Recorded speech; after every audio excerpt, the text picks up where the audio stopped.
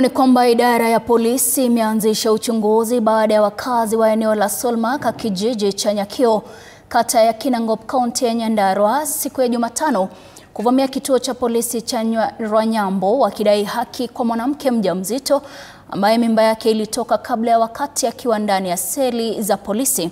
Mwanamke huyo alikamatwa na kupelekwa kituoni kwa pikipiki saa 5 usiku baada ya mwajiri wake wa zamani kupiga ripoti kuwa polisi wameshindwa kulipa deni. Fatime Suleiman ana ufafanuzi zaidi.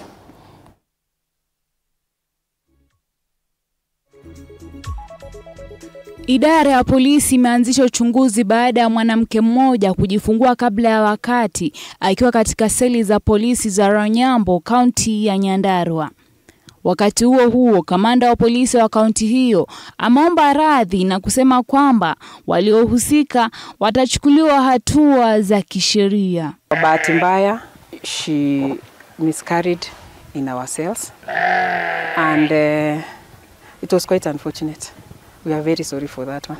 Tunafanya investigation deeply tujue ya kwamba makosa ilikuwa ni ya nani, ni nini ilitendeka.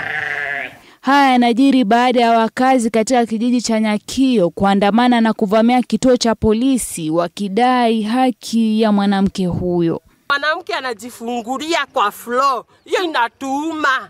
Na wajue sisi kama wakazi wa hapa tutaangalia na macho mbili kwa wakati huu. Kulingana na wakazi hawa, mwanamke huyo alikamatwa mwendo wa saa 5 usiku kwa madai ya kushindwa kueleza alivyotumia shilingi 9,000 alizopewa na mwajiri wake wa zamani licha ya kuweza kurudisha shilingi 6,000. Inadaiwa kwamba mwanamke huyu aliomba ruhusa maafisa wa polisi ili kupata huduma za matibabu baada ya kuanza kuhisi maumivu saa 7 usiku, lakini maafisa walimwacha bila ya msaada.